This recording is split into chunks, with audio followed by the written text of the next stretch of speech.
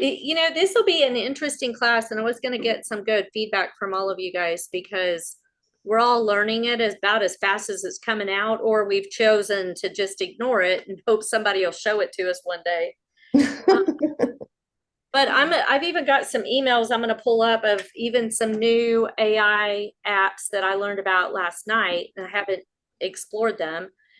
But we were just talking, if you have not registered for ChatGPT, you really might want to go ahead and do that while we're in class, because I'm going to give y'all some prompts and y'all are going to pull it up in your own way. And I'm going to share, I mean, we'll share in the class. I'll probably have you guys share on Zoom because we can hear y'all better than y'all can hear us, sharing in the room of us doing prompts in our own, like the same prompt, but in our own way, how different the answers are. So you can see that it, regardless of how many people are using it, it's not going to come out with the same information and content.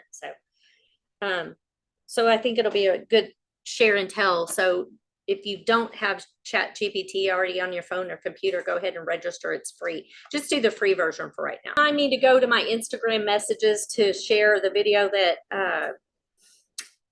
Preston sent me yesterday. Because another really cool thing you can do in there is have chat create like 30 content pieces around the same topic. And then you can download it into an CSV and then upload it into Canva. So you don't have to have the subscription to do that. You know, the $20 a month ChatGPT. And then have Canva create content, each one of those items on the checklist, on the content list. So it'll go ahead and create multiple pieces of content off of a CSV file that ChatGPT created.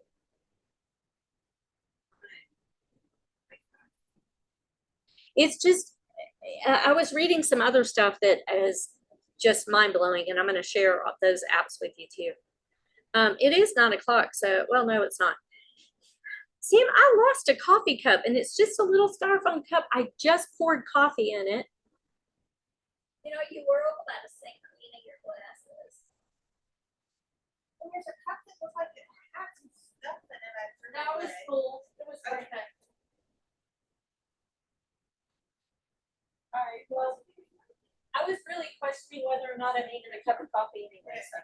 Where do you left these? Apparently, the answer is no. Yeah, sign in and then come up to the front. Hey. All of you great contenters are in this class today. So I'm really expecting some great stuff out of you guys when we get done. I don't really know a whole lot about chat. Well, good. You're in the perfect class. Yeah, that's why when I saw you, I was like, I gotta go to that class. Mm-hmm. Okay, so those of you guys on Zoom, and let me look at the roster. It looks like quite a few of you are on Zoom. I think you're all on screen right at this point. How many of you know how to raise your hand on Zoom? It's in the your upper right hand corner where these dots are. See? Oh wait, that's a clap. Maybe I don't know how to raise your hand. Or Sheila, did you do that or did I do that for you? Oh, yeah. Okay. So you did that and now I get to lower your hand. How fun is that? Huh. Okay. So, okay, here's the question. That wasn't the question. I was testing y'all. How many of you guys are already using ChatGPT?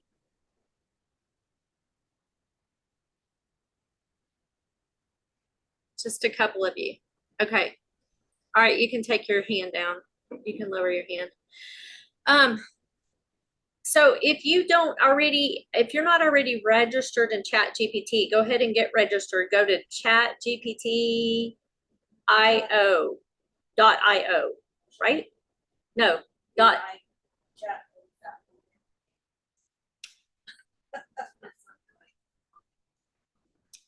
let me I just downloaded that. just go to your apps. Oh, well, I'm using it the hard way. See, I just learned something. I just been doing it off the website browser. All right. Uh, yeah, so we'll talk about BART too, because that's an important conversation. Um, and then you guys let me know on screen whenever you get that loaded.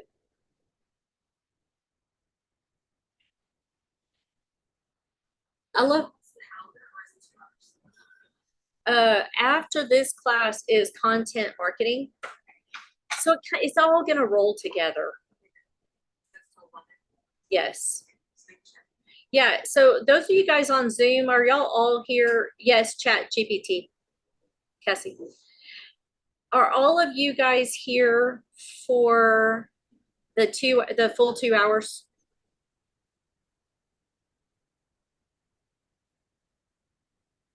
If you're not here for the full 2 hours, okay, cool. If you're not here for the full 2 hours, then we're gonna roll right into content marketing, but I think I'm gonna blend all of that together anyway, because it's a total conversation.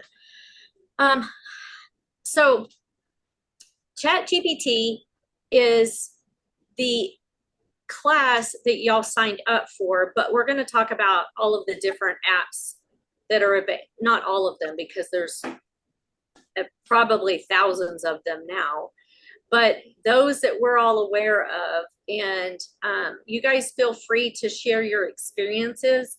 If you're on Zoom and you have an app that an AI app that you're using that you would like to share with us, then put it in the chat, and then I'll just call on you and you can talk about it. I have been using AI for several years, but we've been using what started off as, I think, Jarvis, and then then they named it Jasper. And now I think they've renamed it again. Is it? Oh, I don't know. I said, is it another J name? Oh, is it another James name? No, I don't. And I loved it because it was like you had these different categories or buckets that you can go to. So whether you were doing a Facebook post, an Instagram, it's a great AI, but sometimes it gets complicated. But you can go in and say, you can have it pull up the most asked questions in real estate, buying a home, what is the most asked questions? It would type up the YouTube title for you, the description, and go ahead and create a script for you, all in this AI. And so it just really shortened the amount of time that it takes to do all of those things. And then it also had SEO in mind. So everything that it was putting into the title and the description and all of those things would be based on SEO, search engine optimization, for those of you guys who are like, what is she talking about? So we would even use it like we would go into YouTube and redo titles and descriptions, because SEO, I mean, that changes over time, right? What it ranks in SEO this year may not be the same next year. So in order to keep the content relevant, you really need to change all of that information, all of the description and the tags and all of that based on current SEO if you're trying to make sure your stuff is seen, as well as play the algorithm game for that platform as well.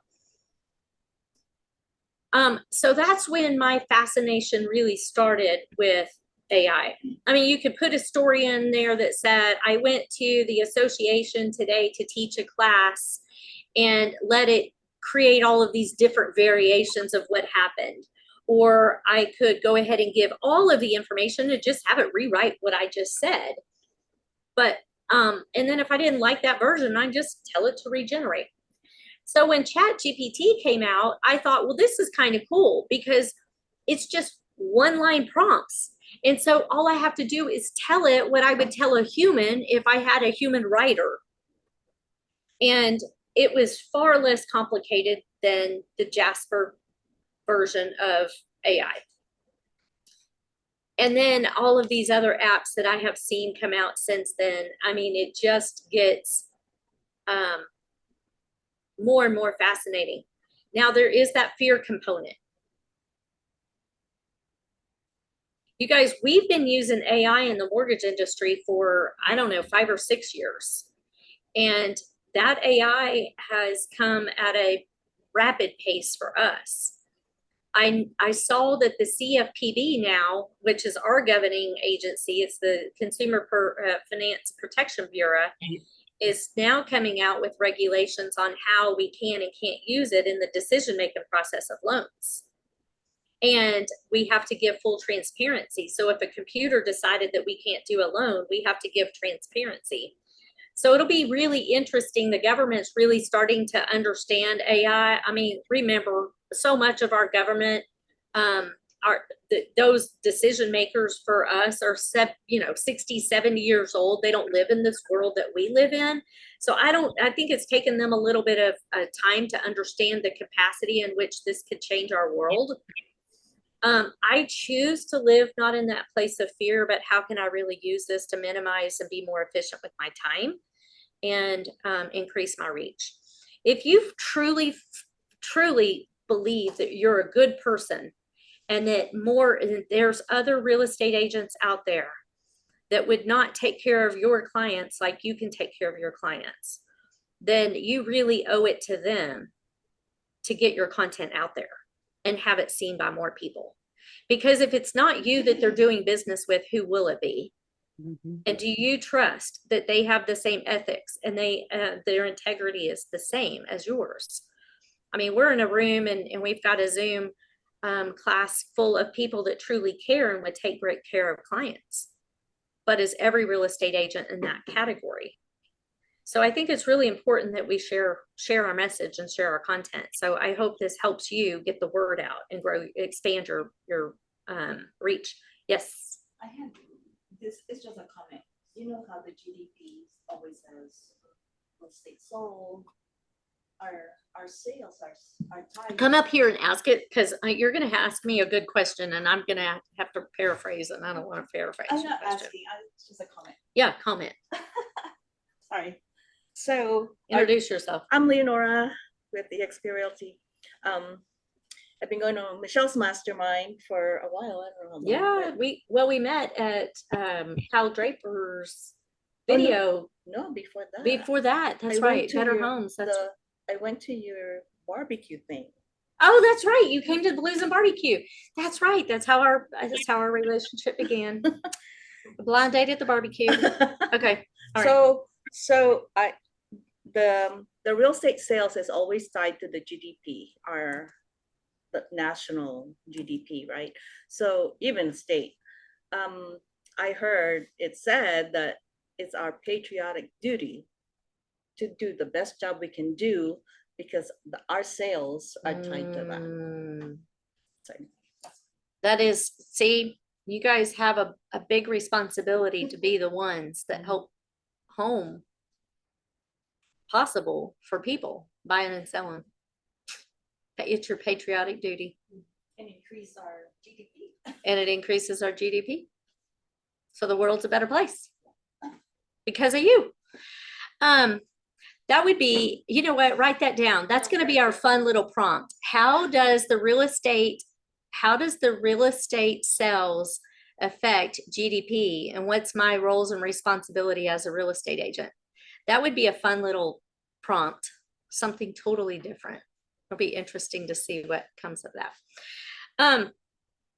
So back to, we can be fearful of all of these changes and everything that's going on in our techie world. Or for me, I just choose to be informed and figure out how I want to use it to my advantage to be more efficient. Please know and understand that all AI is learning as it goes. When you're working with the ChatGPT and BART both, they're not searching the internet to validate the information that's being put in. They're taking the information that's being put in as if that is the truth. So the information in the AI is only as good as the input. So please do your job and verify that the information that it has created, the statements it's making, are true and correct. That part is really important because garbage in, garbage out. And if you're not checking it, you don't know who is inputting information on that same topic incorrectly that's going to skew the output for you. So you just have to read the information that it's providing, especially if you're talking stats and facts, because it may not be spitting out actual facts. So you can go and check all of that. I have also found it to be very helpful to actually go do my research on the internet and then put that research that I've done into chat so that I'm working with facts and not just opinions or ideas. So that's one way that I think that we can all protect the information that's in there, is to be careful about what we put in there, because it's learning from that input, not learning from research. So let me go to my slides here, and we're going to go through these pretty quickly because I didn't mean to hit that, because I really want you guys to play around with it and get familiar with how you can use chat. And I'll probably just even open up my chat account. You know, I think my computer's getting pretty darn tired. It's doing this to me. It's taken a while to think. There we go. All of us are using ChatGPT at some level. So if you wanted to sit down with any of us or collab, let us know, because we're all just really figuring out this whole AI world and how we can use it in our business. Does anybody have any questions about how it's used in the mortgage business? Do you want me to just skip right over that part? Okay, all right. Good, because it's kind of scary. I don't want to share that information with you anyway. So we'll just go over what is ChatGPT, the interface itself, and how to use it, and then some user cases. But when we get to the user cases, then we're going to do some stuff on our own. So ChatGPT is a variant of GPT, which is a generative pre-training transformer. It's a language model that's specifically designed for generating human-like text in real-time chat environments. GPT is a type of artificial intelligence. Then the model is trained on large amounts of text data and is able to generate coherent and contextually appropriate responses to prompts. The question is, I mean, your chat's not going to have empathy built into that because that's a human emotion. But there is some assimilated empathy now being generated in some of the AI. So you'll see some of that. Y'all, I heard of ChatGPT, but at the time I was using Jasper. So I'm like, I'm already using AI. I had no idea how quickly it was going to grow. Look at that. Look how fast this grew in a 1 week period of time. The growth of ChatGPT in weeks was huge. It grew faster than what everybody expected it to. And it is learning from the users, which is why it offers it for free, because the more users it has, the faster it's learning, the more people want to be part of it. Then they rolled out the paid version of it, which was the intention, is to get people in there to use it so it had good information to learn from.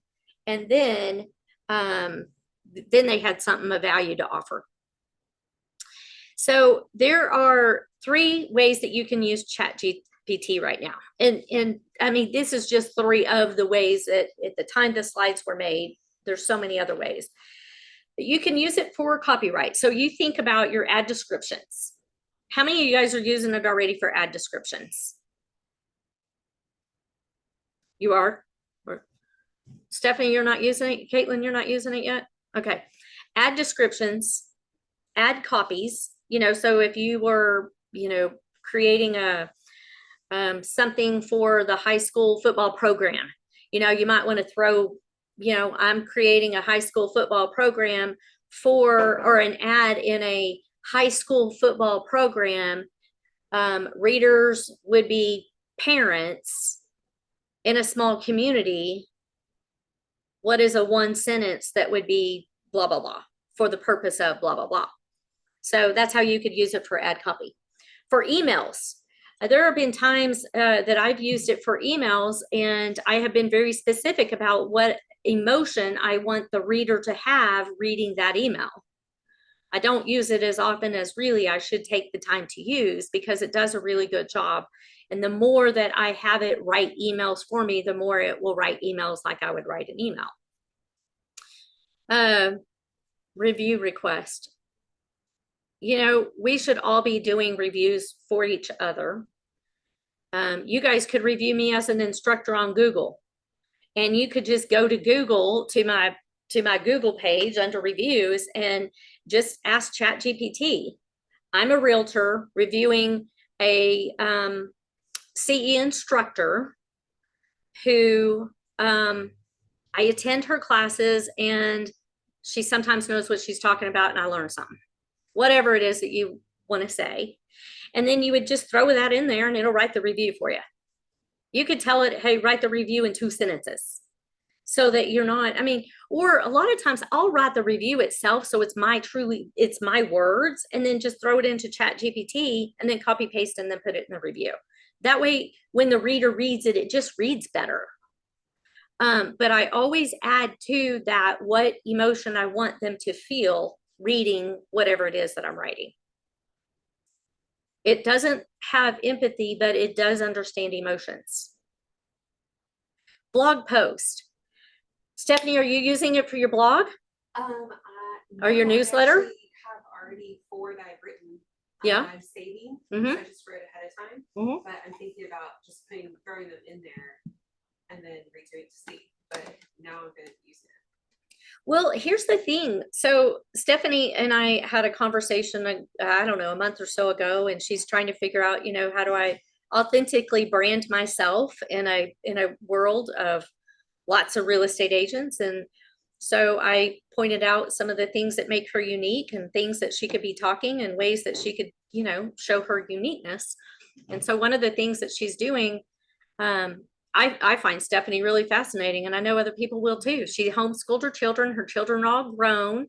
They're all, thriving in this world of adulthood, thriving as much as you can as a young adult, right? And she bakes breads, and she just bakes, but breads, she loves to bake. She's a quilter, and she makes these amazing quilts. So, she's just fascinating to me. And people would find that fascinating. So share that with others. Well, a newsletter or a blog is super easy. If you go ahead and write it, maybe you got writer's block, but you still know what you wanted to include in the blog. You could go ahead and start writing it on your own, and then go, but I'm stuck right here, but I want to include blah, blah, blah information in there. Put that into ChatGPT and it will write a blog for you. If you don't like what it's saying, you just hit regenerate and it'll regenerate something else for you, or another version of that. And then you could just copy and paste it and blend it and just edit it and just move things around, and it saves you a ton of time. Website copies. As if you're going to do your about me's on your websites, you could throw in you write your own about me, throw it into ChatGPT and say, don't change the context of this about me, but add words that matter for SEO. And then just let it rewrite your about me. And then I'll show you in just a little bit how quick and easy you could write your own authentic, true to you, using your language buyer and seller guides that then you could have as an ebook that you give to all your buyers and sellers, or that you will even talk about how you could create a listing presentation in minutes that is authentic and true to you, that you could take to your listing presentations through ChatGPT. I disappeared for a minute because I lost my ring, sorry. Checklist. If you wanted to have a moving day checklist or a 6-month countdown, I'm moving into a new home, I need a 6-month countdown moving day checklist. You could go ahead and put all of the things in there that you think needs to be in there, and then just let ChatGPT create the rest. So that is one way that you can be using it. So just get your phones out right now, or your computers. Whoever's not muted, go ahead and please mute yourself. And you all have a listing. Go ahead and put your listing description. And if you don't have a listing description, just make up your dream home listing description. So let's go ahead and throw that all out there. So you have this listing comes to you. Your perfect listing. Put just a basic description in there in ChatGPT and let it generate a description for you. So what you're going to do, actually, let's just follow along here. Hang on. Oops. Let me get into my chat.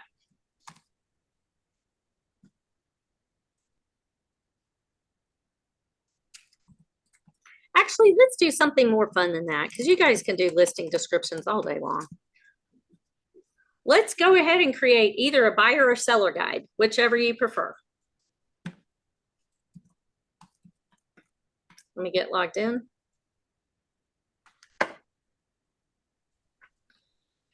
I'm going to say, for me, my prompt's going to be different. You make your prompt how you need to make it. I am a mortgage loan officer, and I want a buyer guide in no more than 3 pages that explains the home buying and mortgage process. All right, y'all got your own prompts? You gonna do it? You don't want to do it? I was looking at what you were writing. I haven't put anything in. So the prompt itself, see, I'm using the free version, and the prompt itself is just right down here at the bottom. You'll always just have the new chat at the top, and then you have your prompt right here at the bottom. And then I'm going to hit the green arrow, and it's going to create this for me. Y'all look how fast this created it.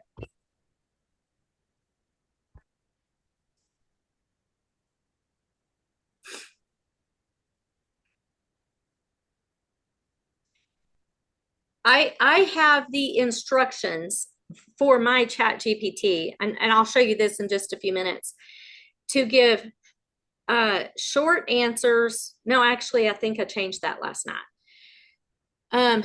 But I did tell it to write for SEO, everything that it writes for me, and also include hashtags. So that's why mine has hashtags and yours probably doesn't.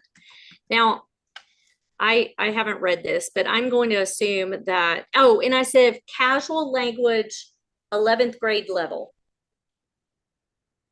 Because sadly, most people read at 11th grade level.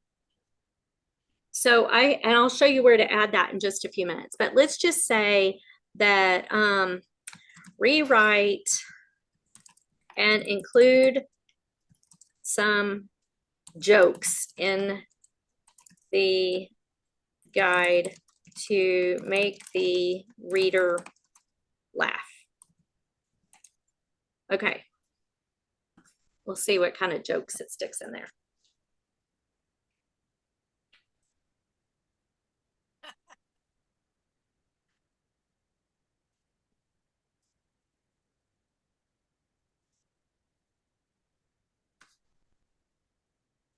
See if we can find the jokes. Oh, it does have, like, stay in touch with the realtor and mortgage people. They're like your real estate BFFs, always there to lend a hand. But let's see if we can find the jokes in here. Oh, it even says this adds a bit of humor to the home buying process, making it a memorable and enjoyable experience. After all, laughter is the best housewarming gift. Let's see what jokes it told. Ha! One thing.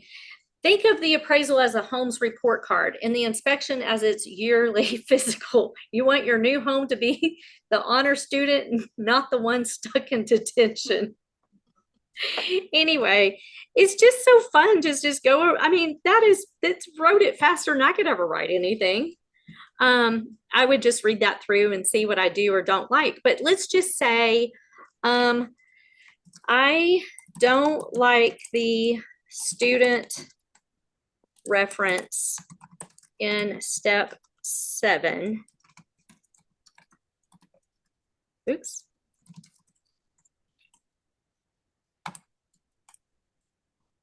Use another reference. I'm telling you, it's just like talking to a copywriter and just letting it do its thing. So Michelle, if there's a part you don't like, is there an option to just go and edit it yourself? Or do you have to ask it to regenerate? You have to ask it to regenerate. So it just regenerated this whole, and I'll tell you what I would do in that scenario. Think of the appraisal as a home's report card and the inspection as its thorough checkup. Just like when you take your car to the mechanic to make sure it's roadworthy. You want your new home to be in tip-top shape for the journey ahead. So I would say, put all this together with the most recent edit for step 7. Let's see. It should rewrite the whole thing in the order with that new step in there. There you go. Isn't that crazy? This is fascinating. I just put a property description in there and it just regenerated it. Rewrote it. Uh-huh. Uh-huh. Yeah. I just, if I was putting a property description that I had already written in there, I would just tell it, rewrite this property description for, for a listing in the multiple listing service. And I mean, just give it instructions because otherwise it doesn't know what to do other than just regenerate. So I'm just specific about what I want it to do and what tone I want it to take or how I want people to feel. But in order for you to be specific about how you want it to write on your behalf, under your username down at the lower left-hand side, you just go over here to custom instructions and you tell them, who you are. So, I mean, I have all of this information in here.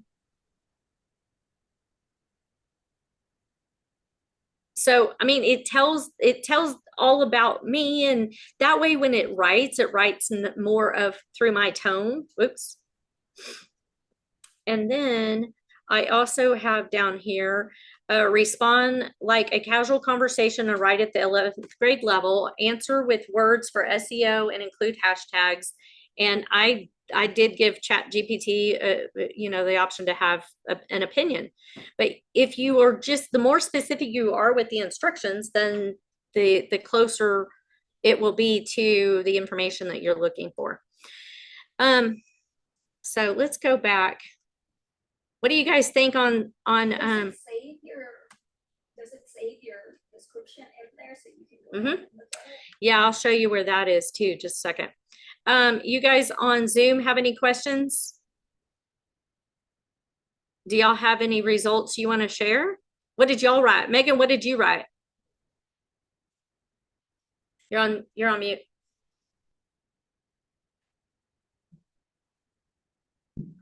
I knew I was on mute. Did you write anything?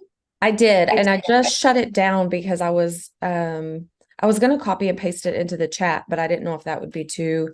But I did that. How does real estate affect GDP in there? And the response was really cool. Oh, put it in the chat. That'd be awesome. Well, I just closed it out because I was going to do something else. It's still there. Okay, well, don't put it in there. You guys can all do your own then.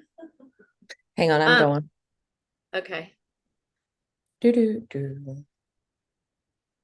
Did anybody else have, what did you do, Tracy Thompson? I did. You know, I'm going to be doing the first time home buyers classes. So I Yeah. thought, what a great start to getting my information together. And I just said, please write a home buyer's guide with a little humor to show all steps of the process. And Absolutely. it gave me, I tried to copy and paste into chat, but it said it was too long. So I couldn't share it with you, but it was really great. It went into preparation, the procrastinator's approach, budget or bust, credit crunch, the mortgage mystery. Great, great information. I'm so excited I'm here today. Okay, so Tracy, do this. Go in there and say, turn this into an agenda that the instructor can follow. Awesome. And then you'll have your agenda for each one of those topics. Yes. And then you could tell it, and I haven't tried this before, turn these into slides with prompts. Wouldn't that be awesome? Yeah, well, there is a software, and I'll share it with you. It's called TOME that you can use to create content, create slides from content. And I was going to share that with the class too, for those of you guys that are teaching. TOME. We'll go over that in just a few minutes. I just learned about it last night, so I haven't experimented. But you could just see if it would turn that content into slide prompts that then you could just turn into slides that add your graphics and all of that good stuff. Wouldn't that be incredible? This is just, I'm so impressed with how easy this is. I know you guys are going to be cranking out some really cool stuff. All right. All right, Megan, what did it tell us about the GDP? It will not let me copy and paste it into the chat. Okay. Because it's too long. So I'll give you like just the highlights. Yeah, of give it us a being... Hey, you know what? No, do this. Go in there and say summarize in 4 sentences. And then you can read the 4 sentences. Summarize this information in 4 sentences. And then I'm going to tell you something else that'll blow your mind in just a second. Y'all, I could just nerd out on this stuff all day long. I just play and play and play. So mine's a little bit, and I don't know if it's because I have a Mac, but mine looks just a touch different than what yours looks like. Well, it says real estate sales and home ownership have a significant impact on a country's GDP. Residential investment, including the construction of new houses, stimulates economic activity in sectors like construction, manufacturing, and real estate. Real estate transactions such as buying and selling properties contribute to the GDP through fees, commissions, and taxes. Employment opportunities in real estate and homeownership sectors further boost GDP growth by increasing personal consumption and tax revenues. Awesome. All right, so this is the part of content marketing, the class, since I'm kind of blending these. Whatever information that you read and you come across that's relevant to who you are. Caitlin, you do a fabulous job. I love your tips on ways to save money, right? And so so you could use this in that too. You find something on TikTok, you find something on Instagram, you find something when you're just searching Google, or you just have this idea, you search Google, you come up with this information. And so then you just throw it into chat. Now, here, Megan, this is what I want you to do next.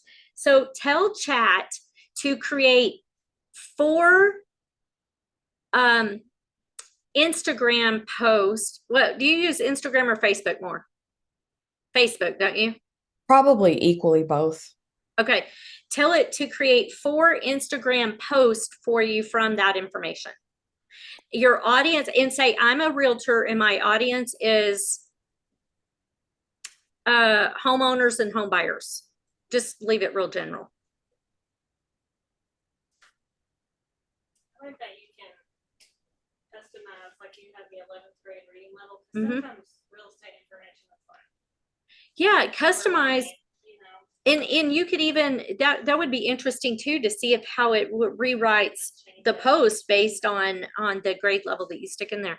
Did it create you 4 different posts? It did. I'm gonna have it summarize them. Okay, yes. And that's where I think it's also important in the customization, the custom instructions, for you to tell it how, long or short. Like I had it keep my post, the results short, because it would go on too much. You could tell it to always include emojis whenever asking for a social media post, so that it automatically, but if you say Facebook or Instagram, it typically will go ahead and put the emojis in Facebook, not so much in Instagram, automatically for you. Okay. I just pasted them into the chat Okay, cool. because I asked it to summarize it for 1 sentence for each post. Okay. So, whoops. All right, so you've got 3 posts that now you can do off of that one article that are just, just talking about GDP and how real estate affects it. Okay, now do this. Say, create 4 reel scripts for Instagram or Facebook, however, wherever you would post it. Or just post one. Just tell it to create one, so it'll be even shorter for the chat.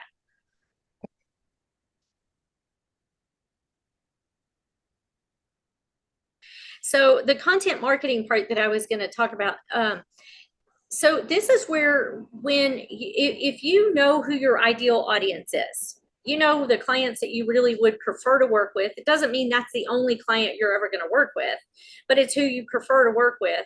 You know what their struggles are. You find solutions for their problems, and so you're just paying attention to that stuff all the time, right? Well, so this is where you really can start branding yourself and make the content generation part of it so flippin' easy, because you notice an article, you notice a TikTok, you notice an Instagram, you notice something else that somebody else said, and you're like, oh my gosh, that resonates with me, and it's a solution to people's problems, my ideal clients' problems, their struggles, their fears, the emotions right now over buying and selling. So I'm going to repurpose that. And so you could just literally copy and paste that and tell ChatGPT what you want to create with that content, whether it's post or Instagram reels or a blog post or a script that you're going to do on BombBomb to send out to your HomeBot people, or whatever it is. You could just take the idea and the concept and turn it into your own personal content with your own personal spin on it. So fast and easy. All right, let's see one of the scripts that it wrote out for you. It probably told you all kind of B-roll information and all of that, right? Yeah, no, actually, and so like I've got the ChatGPT on my phone, and I've been using it from my phone for a couple weeks now, but I just downloaded, because I've got my Mac, right? And I downloaded, and when I search on my Mac for long story short, this thing has told me I have to buy a subscription to use any more words. Oh, okay. Never mind. So, but you could just turn that into a reel. So you've got now content that you can schedule posts on, right? So now you have 4 posts. So if you wanted to post once a week on this same topic, you could expand it out and say, add 10 more posts for this same topic and keep it going for the rest of the year. So every week you are posting something about how real estate affects GDP, or even add to it the different Fed reports. You could pull up the Fed calendar of all of these reports that are coming out and be the educator and going, hey, last week we talked about how the GDP would affect blah, blah, blah. This week the reports are actually coming out. And then, because the Fed calendar is scheduled out for the entire year, if you wanted to get real nerdy on that stuff and be the educator about that, you could sit there with the calendar and ChatGPT and you pull restore reports and tell people how these Fed numbers affect them at the household level, and let Chat create all of this content for you. And then all you have to do is copy, paste, schedule. You're done. And then you could tell it, to go ahead and create scripts for each one of those posts. And now you have a post and you have a reels. It's so simple that way. Now, whether or not you choose to batch content, record a bunch of videos all at one time and schedule it out, or from an algorithm standpoint, you're really better off at reading a script, going on Facebook Live or Instagram Live and regurgitating the same information. It's all there. And let me show you how easy it is there. So, if I go to my chat, where in the heck did all that go? Now I gotta find my browser. Let me move you guys. Okay. This little window is in my way. There we go. So anything and everything that you create, it's going to create its own title. But if you don't like that title, you just go over here and change the pencil and title it. So you could have just listings, and it could just be generating listings under that same title. So let's just say I go over here and here's some that I created. If I want to just continue this conversation, you just continue right here by asking another question under this whole cost of waiting. I read an article today that said blah, blah, blah, blah, blah. And so create a post about, well, it already knows what the content was and what the theme of the conversation was. So it just continues that same conversation and generates new information based on new input. So you could keep your listings all organized this way and keep it going. Now, one thing that I learned, and I'm going to show you this Instagram. I'm going to go back to the slides in just a few minutes, but I'm just so excited about sharing some of this information with you. One thing I learned on Instagram is you can take a list of content pieces. Megan, did you mean to raise your hand? Because go ahead and ask while I look for this. I did, because I was curious, because when I was looking at this, do you know what AI image is? No. Okay. But there's add-on. Is it an add-on for part of the 4.0? Yeah. It says There's it says unlimited AI image generator. no, but I have, yes, Stephanie does. AI image generator is basically you put a whole bunch of images that look like yourself, and they can literally make portraits of you. And Oh, that's that it's really one. cool. Yeah, it's really cool, but sometimes they look really fake. It just depends. Okay, so that's what Bubba Thompson posted a Yes. picture. Yeah, okay. All right. It's exactly that. And they also have fun ones where they make you look like babies or Barbies and things like that. I also see like the article that said they asked AI to generate people from each state. Oh. And it was Oh. interesting. So Stephanie said that you could also like go in there and have it modify your picture based on being from different parts of the country, or no, the state. Say, generate pictures from what you think each person from each state would look like. Oh, generate pictures of what you think each person from each state would look like. So you can modify. That's when it gets like, oh my gosh, this is scary stuff. Okay. Look at this though. Watch this new. Blow your mind. I'm going to show you how to create 30 days worth of content in literally less than 5 minutes. Let's go to ChatGPT. You're going to ask it to generate you 30 different prompts based on your niche and target market. So posts, facts, whatever it is you want to have generate 30 different prompts of those things. When I copy, grab that out, open Excel and Microsoft, paste into cell 1.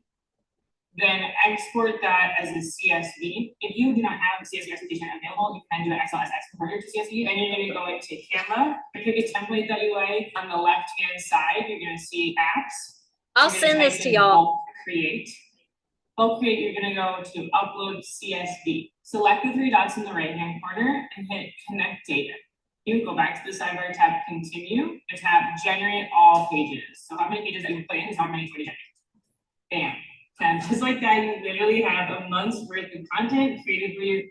This Is that a paid Canva then? Huh? Is that a paid Canva?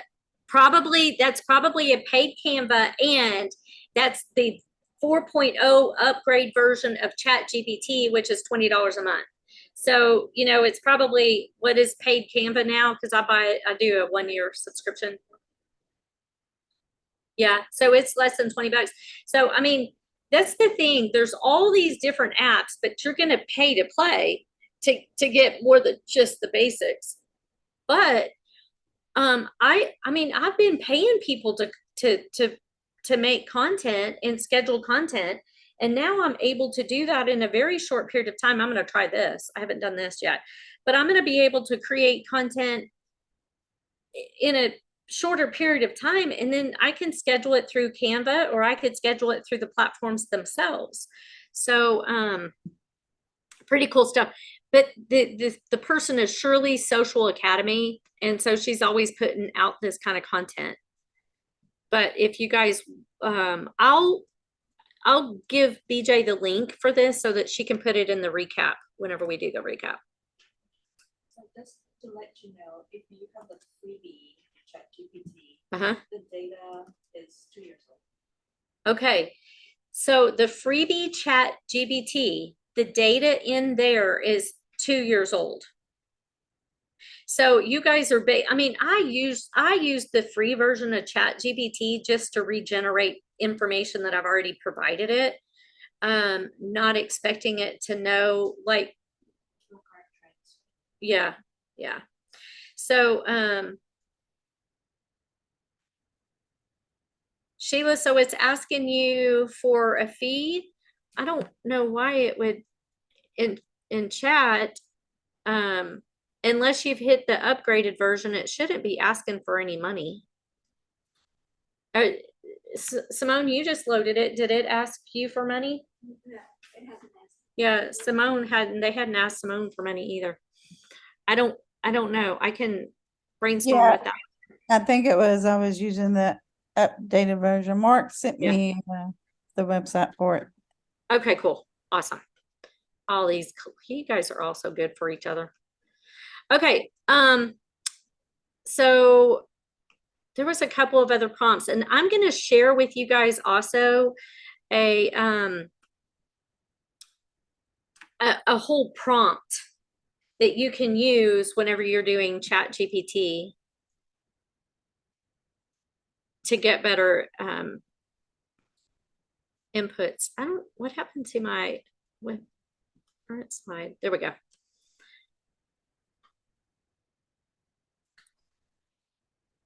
All right.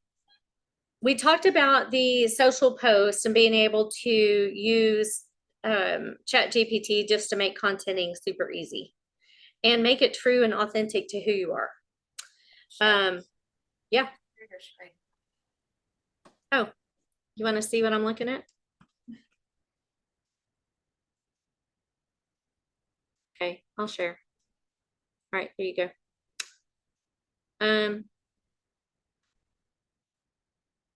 This is write a 30-second video script sharing tips about buying a home in the current market. Interest rates are favorable. This is old. Competition is low and sellers are offering concessions. That part's true.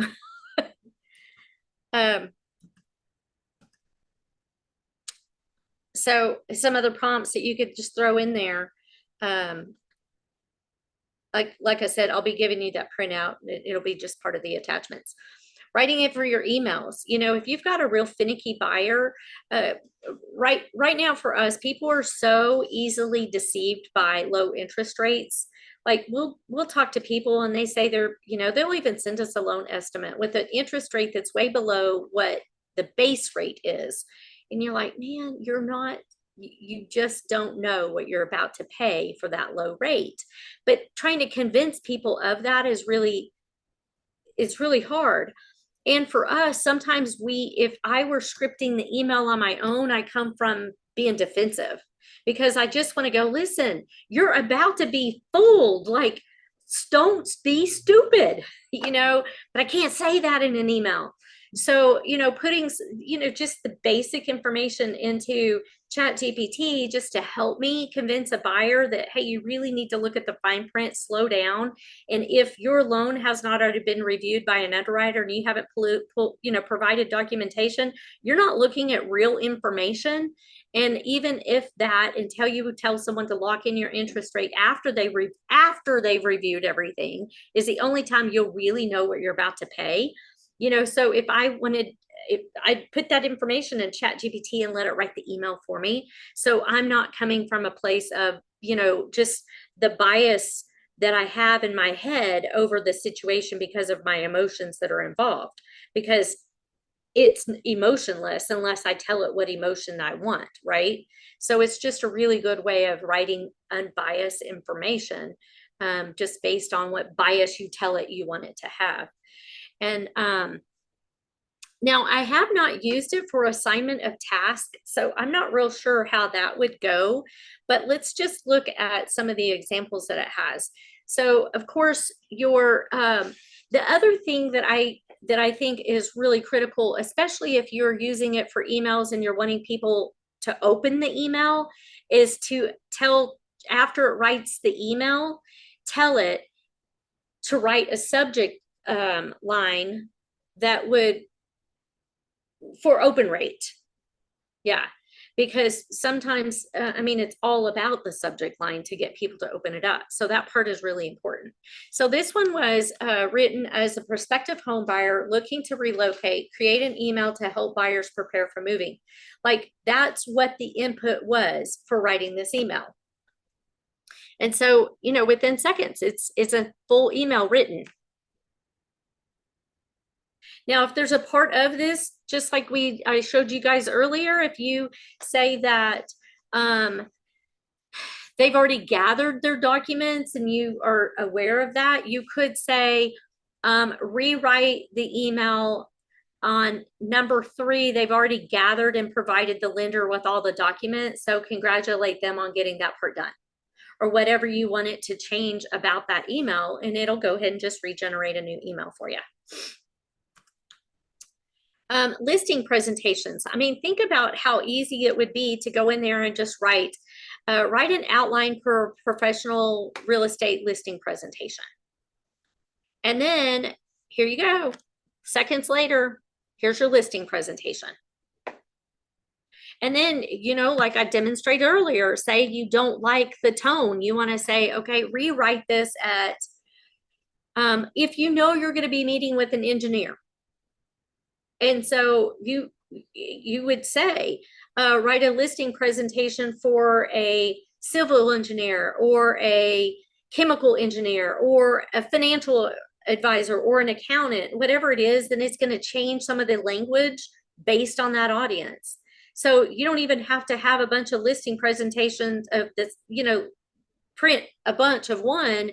You can go in there and customize it for your people. I'm doing a listing presentation to a school teacher, so rewrite my listing presentation to include language for school teachers. I don't know how that language would be different, but whatever it is, you can customize it. If you are doing this for general information that you're going to just be presenting out there, write it based on who your ideal client is. So your ideal client is, who's your ideal client, Caitlin? Who do you like to work with? Probably first time home buyers. Are both people working? So first time home buyers, are both people working, or husband and wife working, or both? Yes. Okay, so they're both working. So what does their schedule look like? Do they have kids?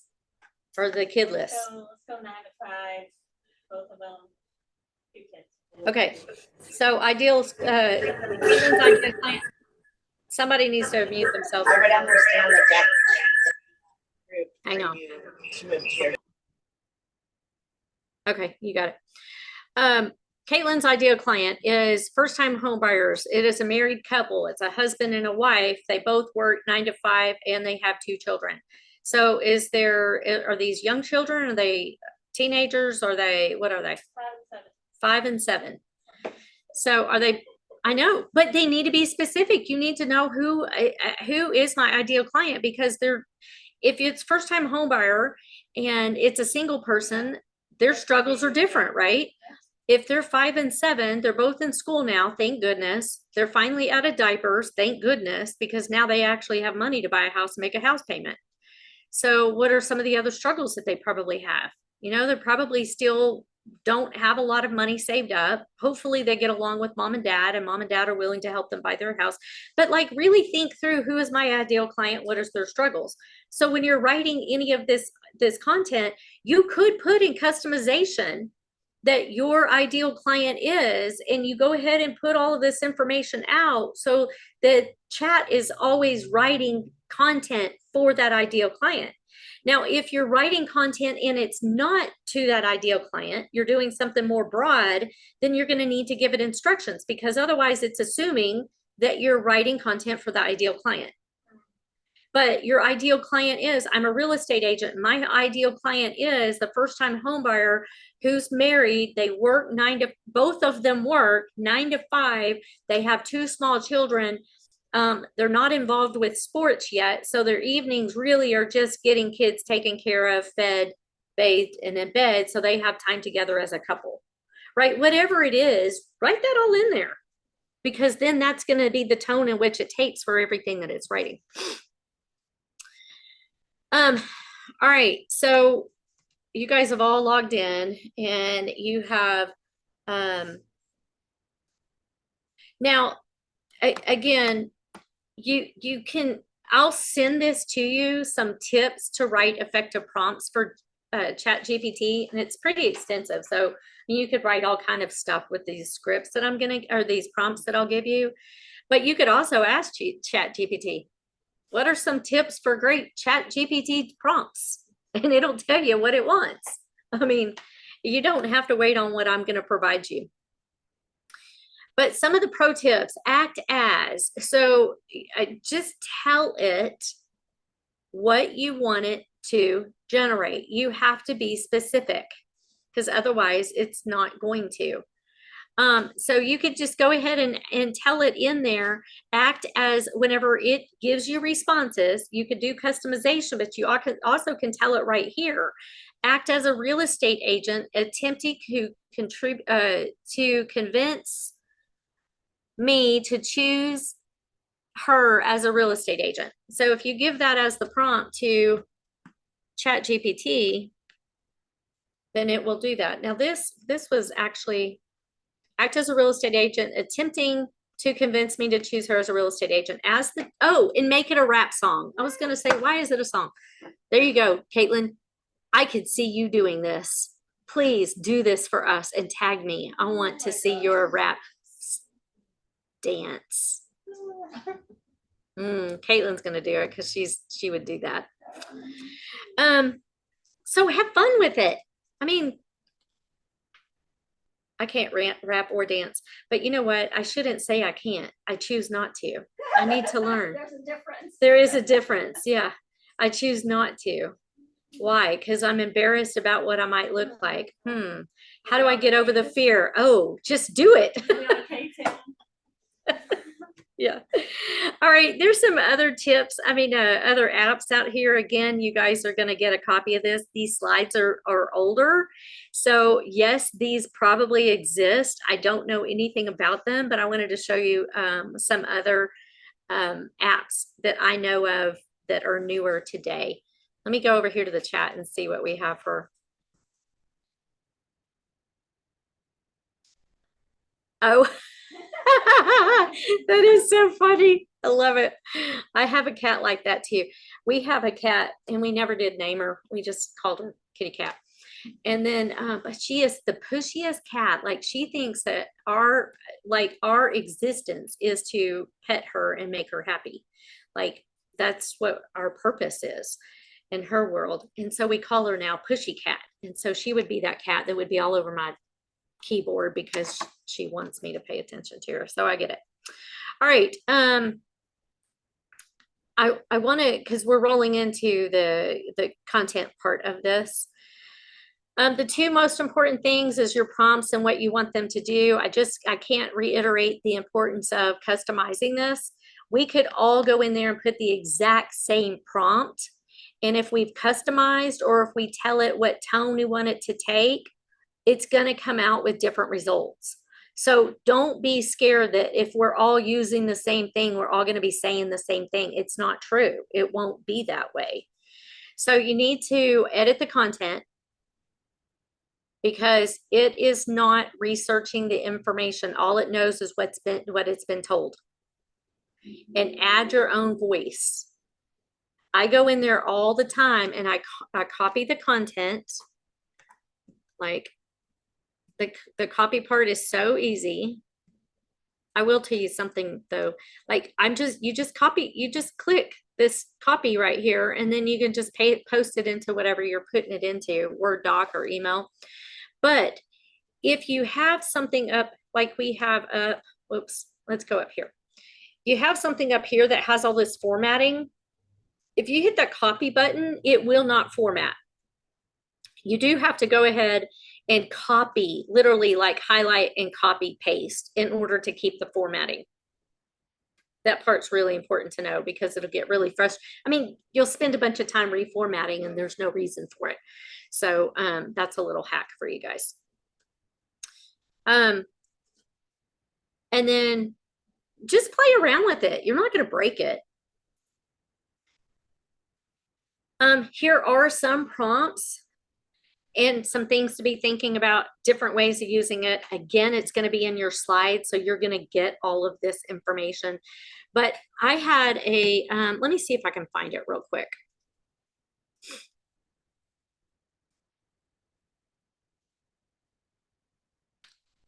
I want to show you something. You know what, though? It may have not been an email. It might have been it wasn't an email. Sorry, I can't show you that. I had a real estate agent that I work with in the Austin area that was door knocking her neighborhood. She farms her neighborhood. One way that she farmed it, she began farming it, is she likes to organize. So she was going into people's homes for a little side hustle, extra money because sales are off. And she's organizing homes in her neighborhood. So it was a great way for her to get into homes, have really intimate conversations. I mean, when someone's organizing your underwear drawer, you get kind of close with them, right? I don't think she's really doing that, but still, you understand, she's in their homes, in their junk drawers. She's like, so great conversations, in which has benefited her greatly in terms of business and referrals. So, and then she uses HomeBot. So it also gives her an opportunity to talk about values and how the market in their neighborhood has changed. And are you curious about, you know, do you want something monthly that shows you the value of your home? I can sign you up for that. So she gets them into HomeBot. Now she's got them in her ecosystem, right? So every single month they're getting something that shows them what the value of their home is. She's also doing videos through HomeBot to people specifically, just sharing her heart and sharing a market update. And so then the other day she's like, hey, I really feel like doing something else in the neighborhood.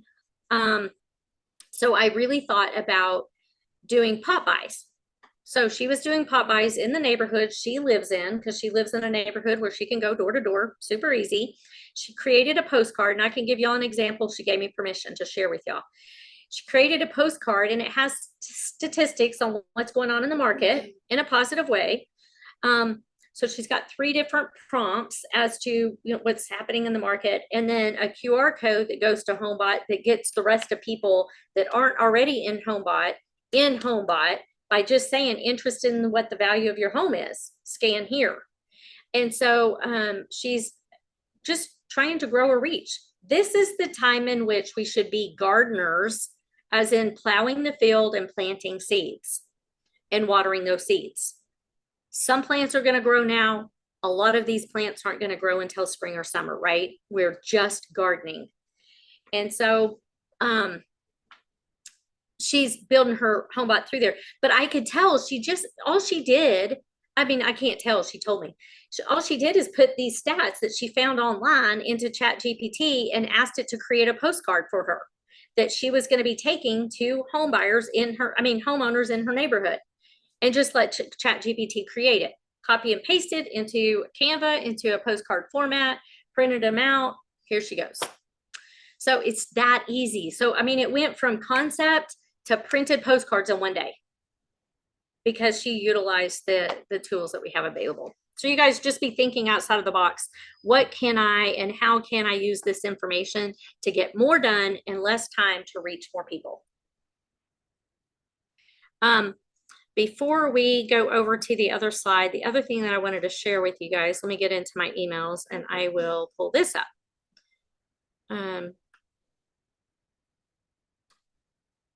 Well, this was yesterday, so hang on, let me get down to that.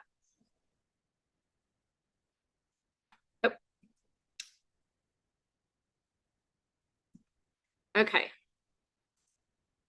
This is some other apps that I wanted y'all aware of. That is pretty cool. And I'm not going to try all of them out because I pay for enough subscriptions. So if any of y'all find these apps helpful and decide to use them, please let me know about them. ChatGPT, here's the problem that people are discovering with ChatGPT. Of course, garbage in, garbage out. And there is some, it's now starting to kind of trip on itself in terms of information, which is why I said it's really important you pay attention to what it's giving you in information. But there's a new AI that works like ChatGPT, but it is supposed to be better for those of us in our field. And it's called Claude.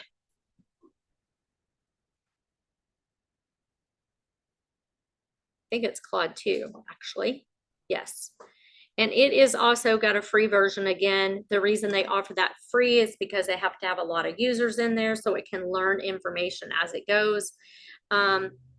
So it creates PDFs, docs. It creates more than just the prompts and the content. So that is one that I'm going to get in there and I'm going to experiment with.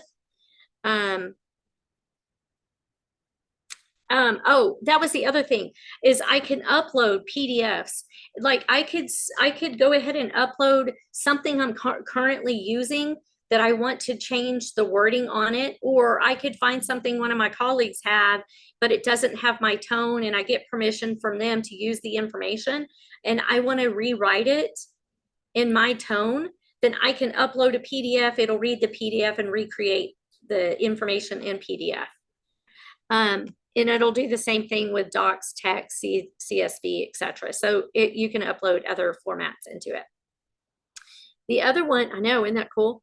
There's another one called Firefly, and this is a platform that will, if you're doing a Zoom or a Google or a Teams meeting, it will transcribe the meeting for you. So you don't have to have anybody on the call transcribing the meeting. I think where that would be beneficial is like my coaching calls and stuff. Because right now I have someone that's on my coaching calls that actually is listening to my coaching calls, typing up the summary, giving all of the accountability assignments and all of that stuff, so that as soon as I'm off the call, everybody gets an email summary of the call with their assignments and blah, blah, blah. So this would replace, or could replace at some point in time, that, because then I could give a command to Firefly to make note of or send an email to assign blah, blah, blah, blah, blah. So now, again, now you've got somebody listening in on meetings, so you'd have to be really selective about how you're using that. Repurpose is just taking content and repurposing it for social media. I don't know if it's got a scheduler in there or not. Again, I'll include all of this in I'll give this to BJ so that she's got it to include in the summary. Rose is another one, and this is This is great for those that use a lot of Excel spreadsheets. Now, this is one I'm going to play around with called Tom.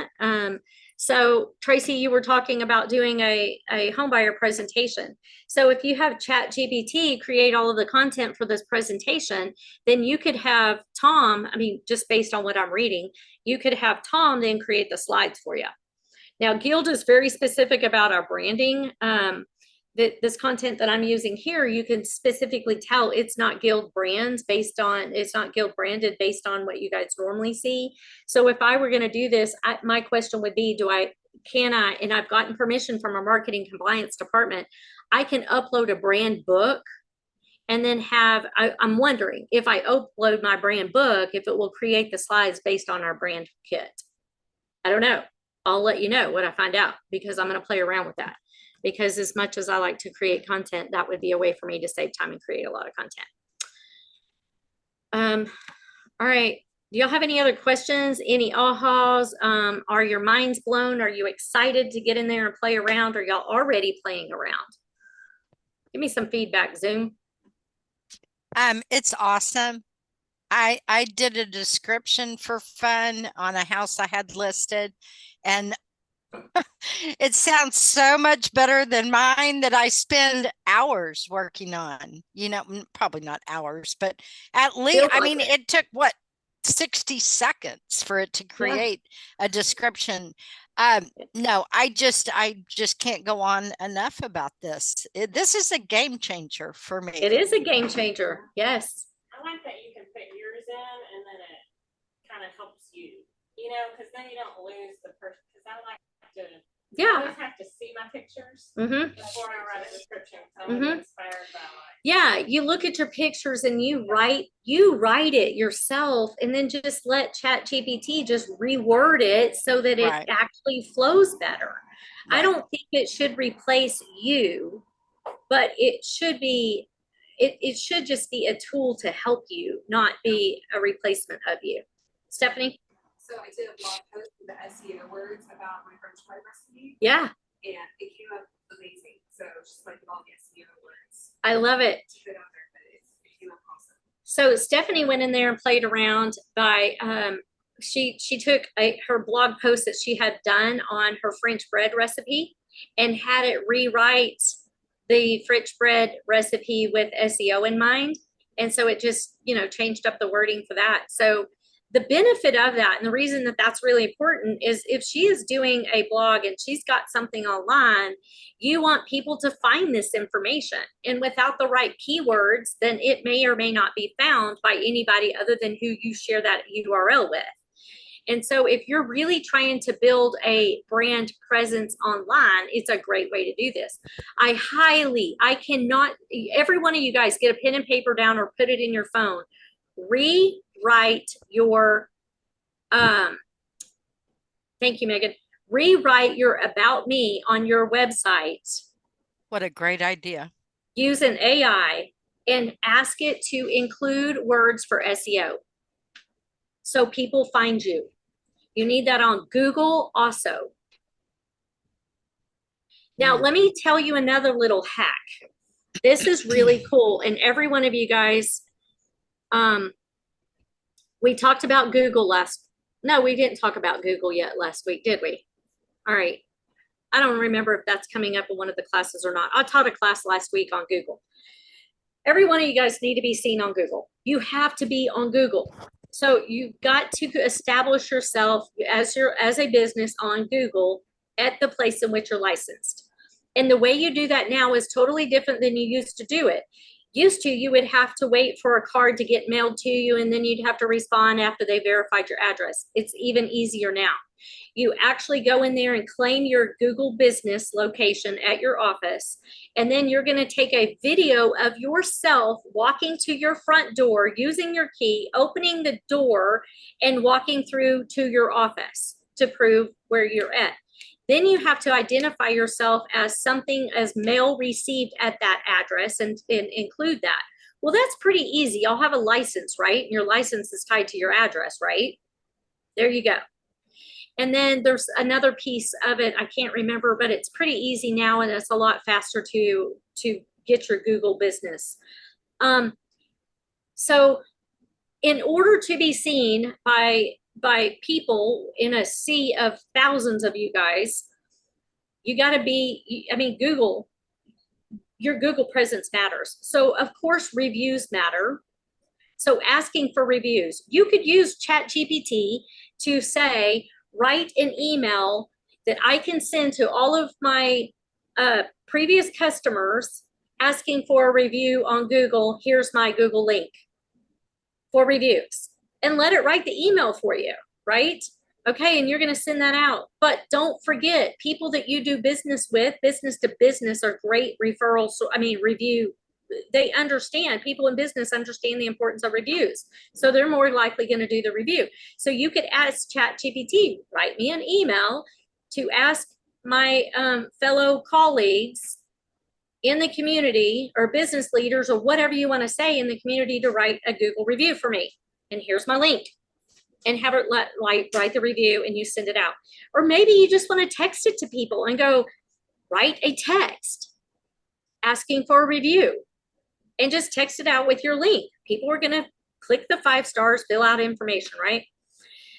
So the other thing that you've got to do, and here's a really easy hack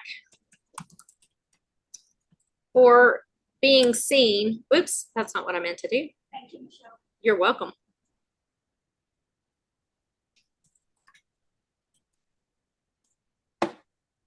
All right, so these pictures right here need to be updated and updated often.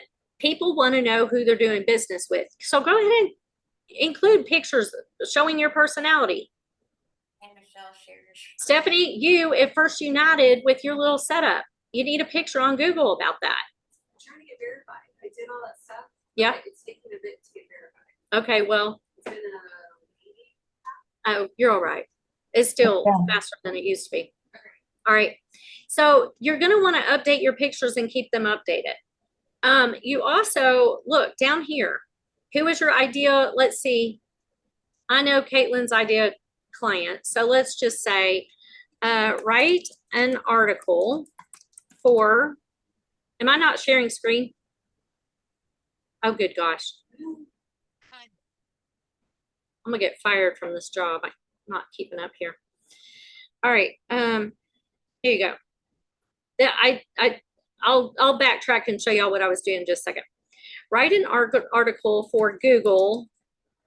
Hey, for my Google business page, talking about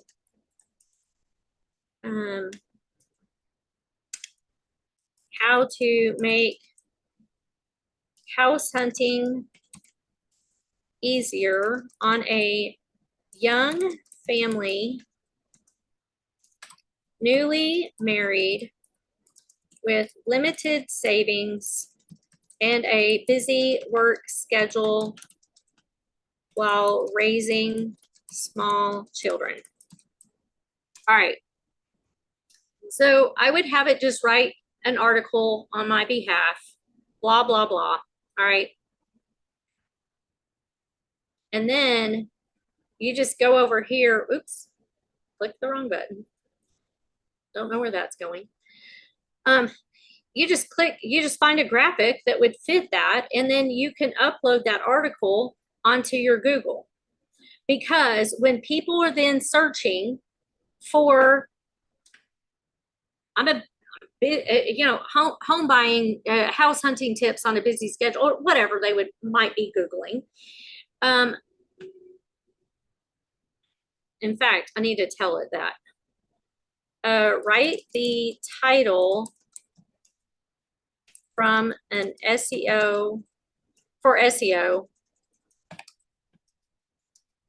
The article is found by the potential home buyer.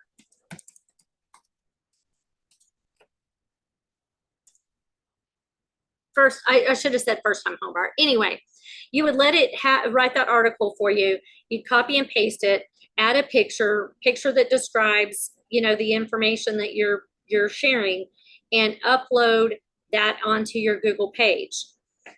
Honestly, what you would also want to do if you have a YouTube channel, and this is the content marketing part of this class, if you are working with first-time homebuyers go to YouTube for everything, right?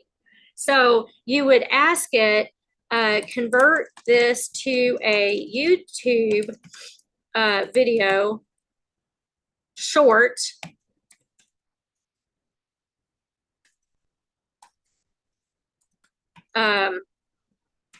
with SEO,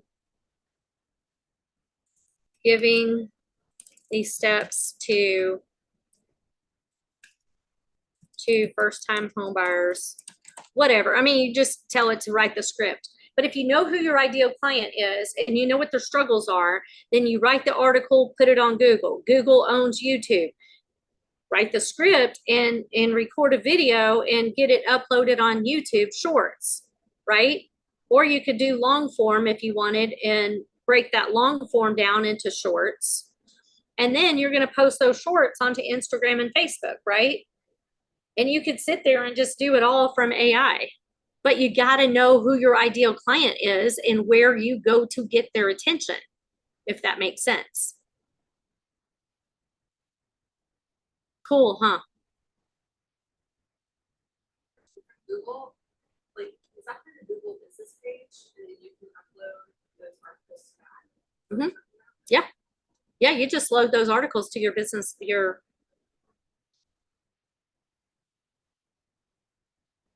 what? What about it? I was just asking if there was a cost to that, or you just have to verify it. You just have to verify it's free. Yeah. All right, content marketing. Here's the, oh, hang on, let me check chat real quick. Oh, thank you, Heather. So this is really what it feels like, right? I mean, look at that.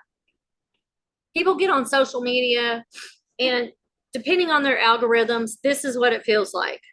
There's just so much noise and information coming at them at all times. So you being a interruption marketing was always the thing for, you would hear, just be the loudest person, just be the most obnoxious, just get the attention. And that's not true anymore. That's not what people want. So really what matters is that you know who you are, who you want to serve, what their struggles are, what solutions you offer, and just talk more about that. And people will find you. They will be attracted to you. And the beauty is that social media, in the way that the algorithms work, will help people find you if you're consistent and authentic.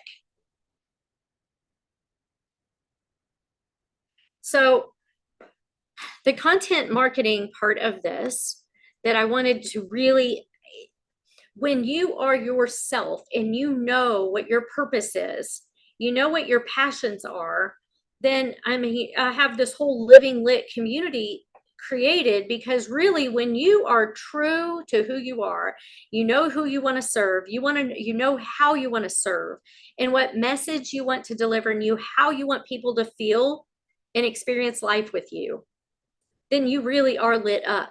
It's living intentionally and it attracts people. It just does. I mean, I could get into, the frequencies and the neuroscience of it all, but for the sake of time, I will not. But it's a true and a scientific thing. It just is. It's kind of like those mathematical equations. They just kind of boggle your mind, but it just is. It just is the way it is.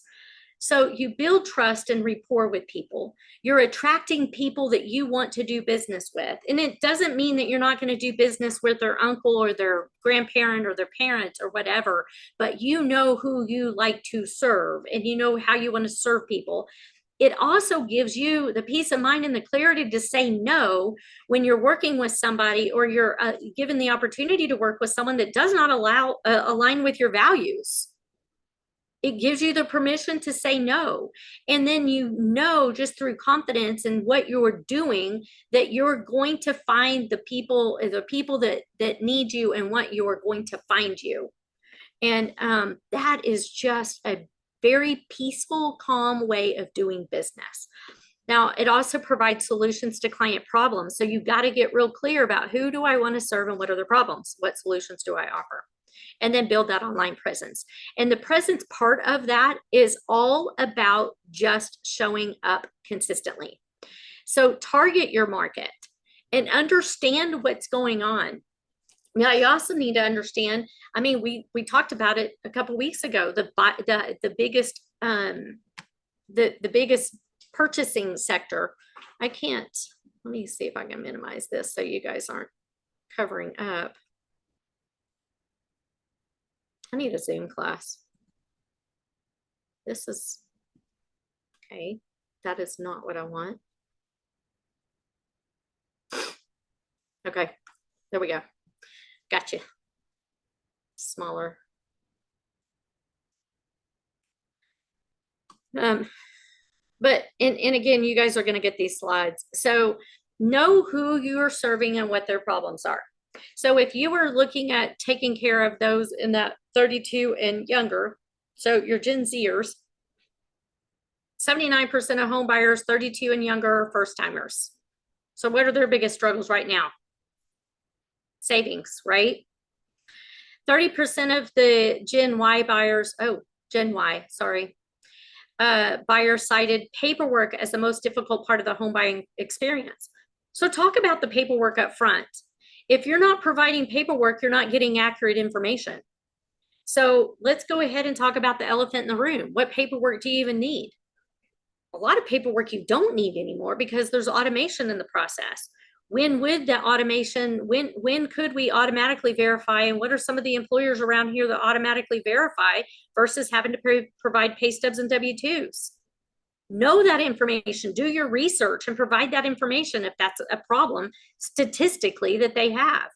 80% of Gen Y buyers purchased a previously owned home more than any other group, which is interesting because it said 79% of home buyers 32 and younger were first-time home buyers. Find that gap, do your research, understand their struggles. 76% of young buyers said that the most valuable benefit their agent provided was helping them understand the process. I just showed you guys how you could write books, just PDFs or something to give out, and then create that into micro content or content, create videos around that. And Gen Y buyers are concerned about commuting. 62% said a convenient commute was a top priority or top factor in neighborhood choices. So what are they going to do in their community? Talk about community, because that generation cares more about what is there to do when I'm not working. Well, if they're low money, what is there to do for free? So maybe you could build a campaign around, you know, friendly, free ways. That's why your tips go over so well, Caitlin. 43% said commuting costs are the most important environmental factor in buying a home. So just know your audience, basically. Just do the research, know your audience, and understand what their struggles are. If you're going to do baby boomers, do the research. If you're going to do the moving up buyers, do the research. If you're going to do the downsizing, do your research. Y'all have access to all the stats. So how do you target? What do you give away? Information that helps them. How do you find that information?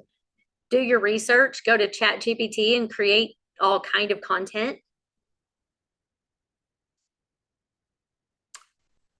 Educate with that information. And then just the search part of it, you know, you guys got to be searchable. You got to be found. So how do you do that? Tell your AI to make sure that you're building in SEO and everything that you provide. And then also just be consistent with your authentic messaging. Whenever it comes to your more formal website, I'm going to share with you guys a stat in just a few minutes. When they are on your website, provide relevant information. Let me just share with you one thing. Oops, I didn't mean to stop sharing. I just meant to change. So let me go back to this. Here's what I do a lot of in my email drip campaign marketing. Let me go to, I intentionally do this. There's typically a reason behind everything that I do. I like being strategic. Okay, my website has all kind of information that's really helpful right here. I have a list of loan programs. I have all kind of different calculators in here. I have a blog here. I have the whole home buying process and articles that you can read, and it explains everything. So in all of my email marketing, all of my drip campaigns, I am very intentional about sending them back to my website. Why does that matter? I'm trying to hook them, but also because Google's paying attention to how relevant my information is and how much people go to my website for information. It helps me become an authority. Now look at this. Oops.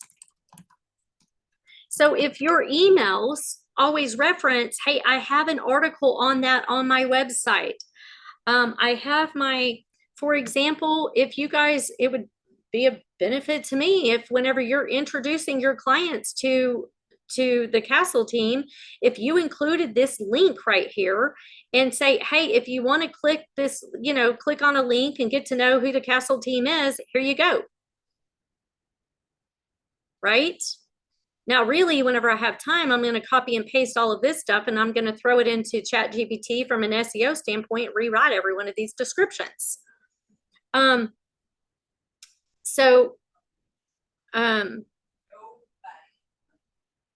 We need to redo Jamie's anyway, because Jamie's is the same as Tammy's.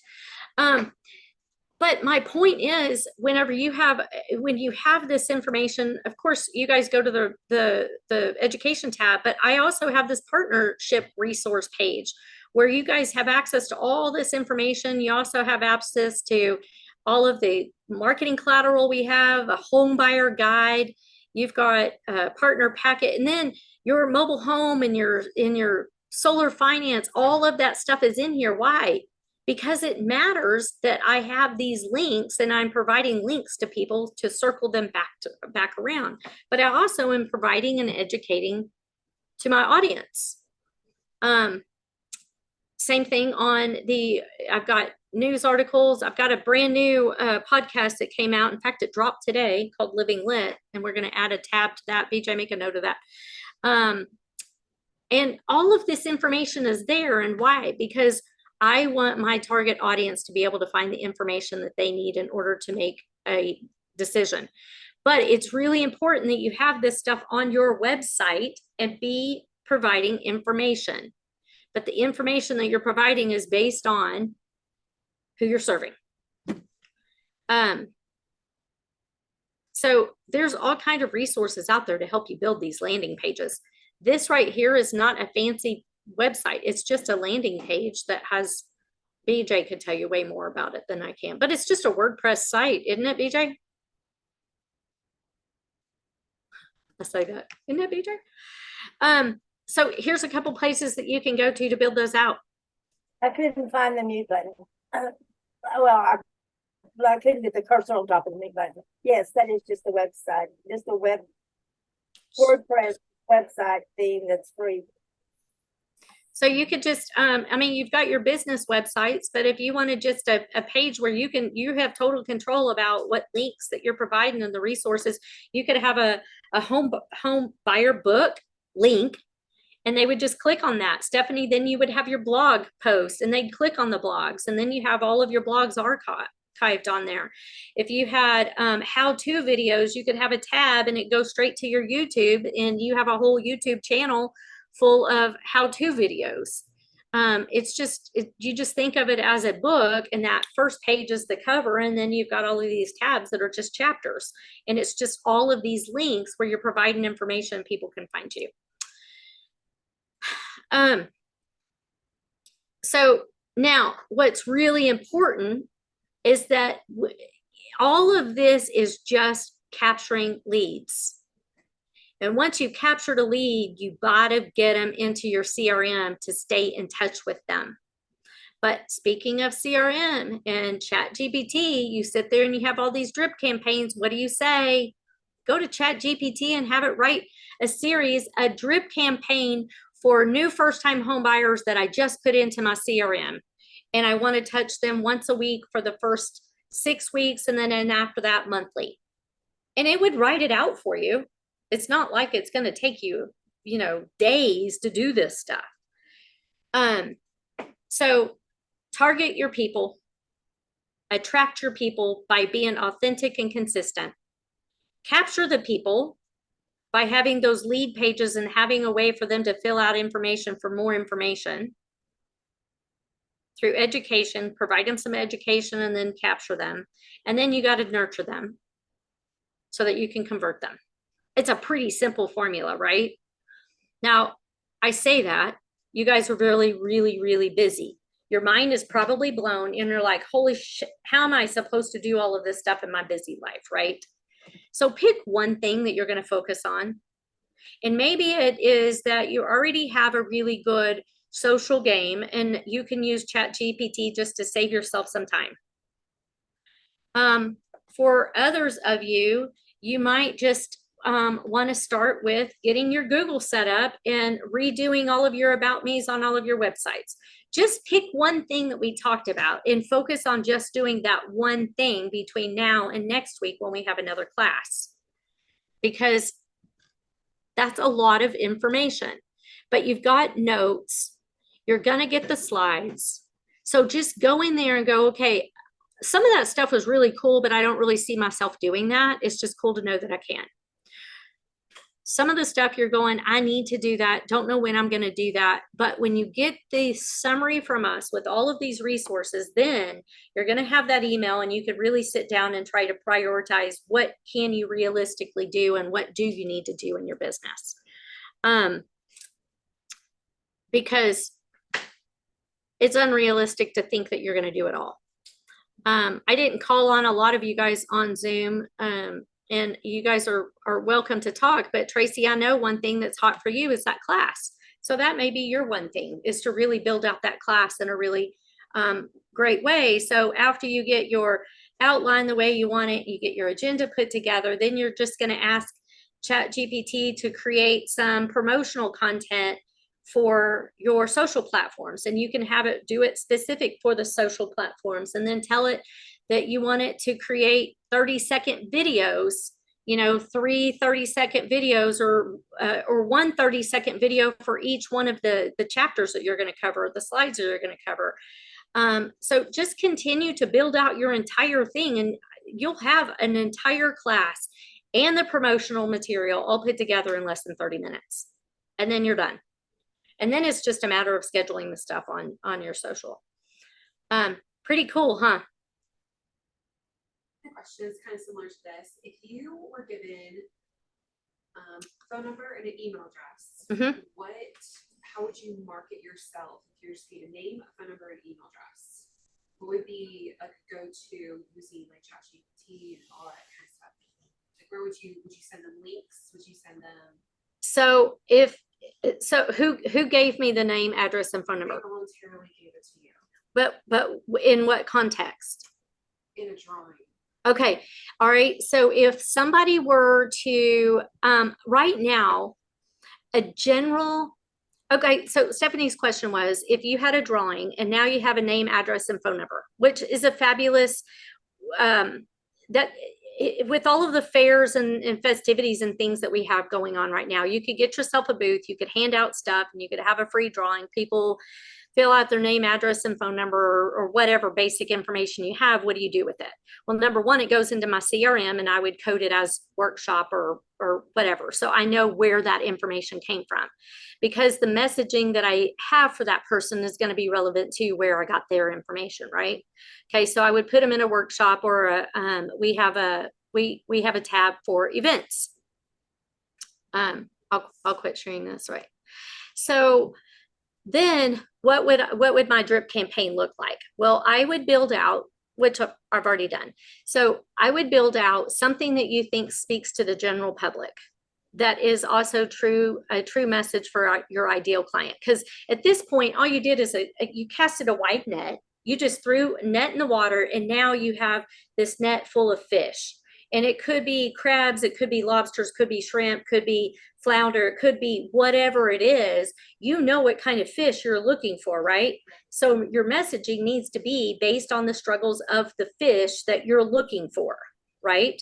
So one thing that I've been doing a lot of, because I feel like is I just like being an educator. So I don't have a particular niche other than entrepreneurs, right? As far as the Michelle Castle brand, not the Guild Mortgage. But I think that the biggest struggle that everybody's having right now is making the dollar stretch, right? So I've been doing a lot of, whenever I have a general like that, I'm putting them into financial tips. And so I have a whole drip campaign built out on financial tips. And so I'd go to ChatGPT and I would just build out an email campaign. Now you also, your brand, the way you're branding yourself with your blog and your newsletter, they would definitely go in there, and you could just stick them in there, put them in your CRM, and then put them on your blog newsletter. So what you have to offer is a little bit more unique than others that just have a CRM, because you have your newsletter and your blog is unique to who you are. Caitlin, the way you're building your brand out, you could so easily do that same thing.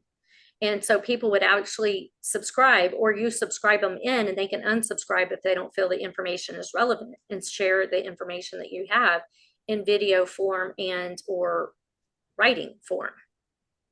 So that's the sort of thing I love to sit down and help you guys really figure out, like, what is my unique brand? How do I show people who I am and who I want to serve? And how do I get clear about how I want to serve?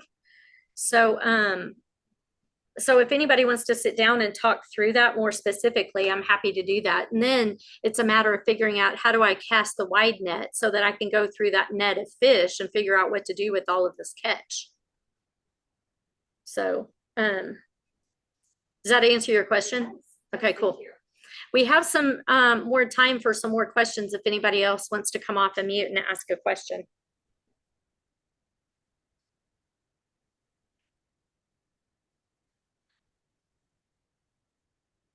Nope. All right, well then we're done early. Yeah. Oh, Stephanie has another one.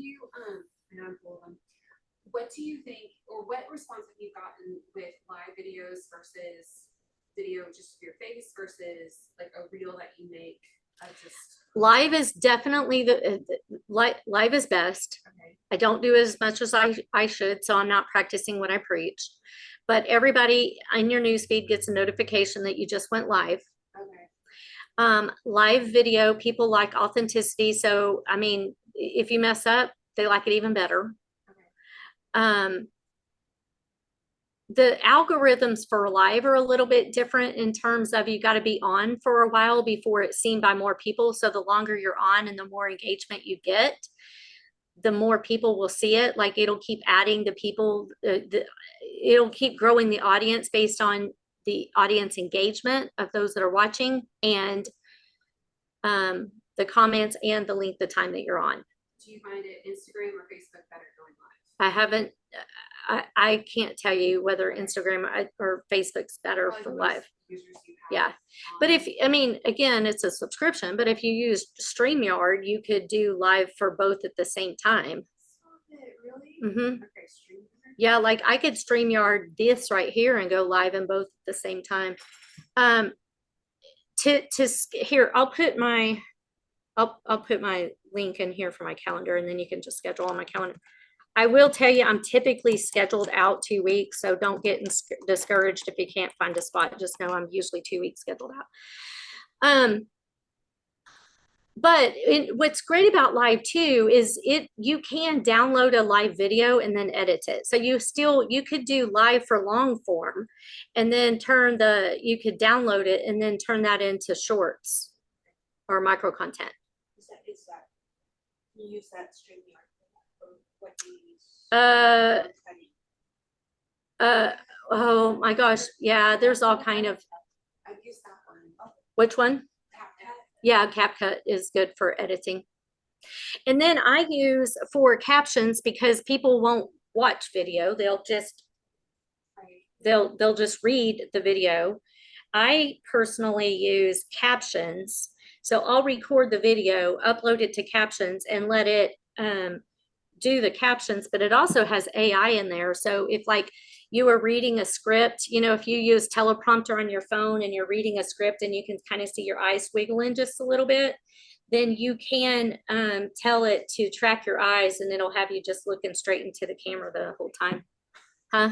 It is creepy. So is that like an app, the captions? Uh-huh. Captions is an app. Got it. CapCut will make CapCut will do the, yeah, it'll do the captions too. Yep. All right. If y'all don't have any other questions, then I'm just assuming that y'all are just so mind blown that you are speechless. formulating a list of it. I know. Mhm. I'm not gonna do this notebook. Now's the time, Did you run out of paper? Hey, but you guys, if y'all are posting, share what you guys are creating because I'd love to see it. I'm gonna be paying attention to y'all, but if you tell me you're working on some stuff and you want some feedback, I'll be happy to give you some feedback too. Just gotta let me know what you want, what you need. All right. I am going to shut you guys out. Bye, y'all.